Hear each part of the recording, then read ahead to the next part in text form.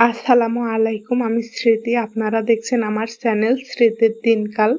আপনারা যারা আমার আগের একটি ভিডিও দেখেছিলেন, সেখানে আমি বলেছিলাম একটি সেলাই মেশিন যাদের আছে তারা ঘরে বসেই কিভাবে আয় করতে পারবেন। সেই ভিডিওতে আপনাদের অদ্ভুত সাড়া পেয়েছি। আপনাদের এই আগ্রহ দেখে আমি সত্যিই অনুপ্রাণিত। তাই আমি সিদ্ধান্ত নিয়েছি আমি নিজে যতটুকু জানি তার ভিত্তিতে একটা step by step tutorial video এবং একটি সিরিজ শুরু করব।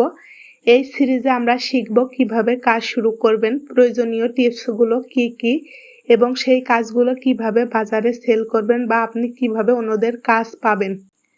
আমরা শূন্য থেকে শুরু করে কাজটাকে একটি সফল আয়ের মাধ্যমে পরিণত করা পর্যন্ত সমস্ত কিছু শিখব। আমার উদ্দেশ্য শুধু সেলাই শেখানো নয়, আমার উদ্দেশ্য হলো কাজটি শুরু করা, কিভাবে প্রথম পদক্ষেপ নেবেন, কাজটি পাওয়া, কিভাবে ক্লায়েন্ট বা কাস্টমার জোগাড় করবেন, কাজটি বিক্রি করা, নিজের বানানো জিনিস বা সেলাই করা কাজ কিভাবে ন্যায্য মূল্য বিক্রি করবেন। অর্থাৎ এই সিরিজটা হবে একটি সম্পূর্ণ ইনকাম গাইড।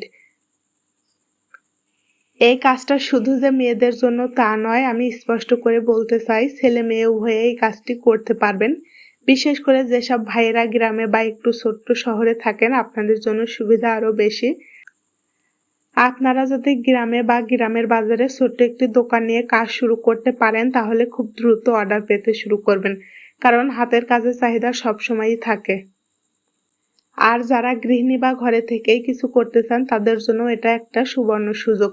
ঘরের কাজ সামলেও আপনি নিজের জন্য একটি আয়ের উৎস তৈরি করতে পারছেন। আপনার হাতে যদি একটি সাধারণ সেলাই মেশিনও থাকে আপনি এই সিরিজের মাধ্যমে ইনকাম শুরু করতে পারবেন। আসুন দেখে নিই আমাদের এই ভিডিওতে আমরা কি কি শিখব। মেশিনের বেসিক্স, একদম নতুন যারা তাদের জন্য মেশিন চালানো, সুতা লাগানো, ববিন ভরা এই সাধারণ কাজগুলো প্রথমে দেখানো হবে। তারপর কাপড় চেনা ও কাটা, কোন কাপড় কেমন সেলাই দিতে হবে আর কিভাবে সঠিকভাবে কাপড় কাটতে হবে যাতে কাঁচি চালানোর ভয়টা কেটে যায়। সহজ সেলাই থেকে শুরু করা, প্রথমে আমরা খুব সহজ কাজ যেমন সাধারণ সালোয়ার বা সাধারণ কামিজ এগুলো তৈরি করব, তারপর আস্তে আস্তে সেটা বড় পর্যায়ে নিয়ে যাব। কাজ পাওয়ার টিপস, কিভাবে লোকাল মার্কেটে বা অনলাইনে নিজের কাজের প্রচার করবেন সেটা আমি এই সিরিজে দেখাবো।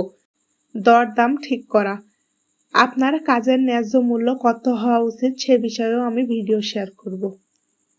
আমরা সবকিছু পর্ব 1, পর্ব 2, পর্ব 3 এভাবে ডিটেলসে শেয়ার করব। আশা করি যারা প্রথম ভিডিও মিস করবেন তারাও পরবর্তীতে প্লেলিস্ট থেকে ভিডিওগুলো দেখে নিতে পারবেন। তবে এখানে একটি ছোট্ট সমস্যা আছে, আমার ফোনের স্টোরেজ প্রায় ভর্তি। এই মুহূর্তে আমি নতুন করে কোনো ভিডিও রেকর্ড করতে পারছি না।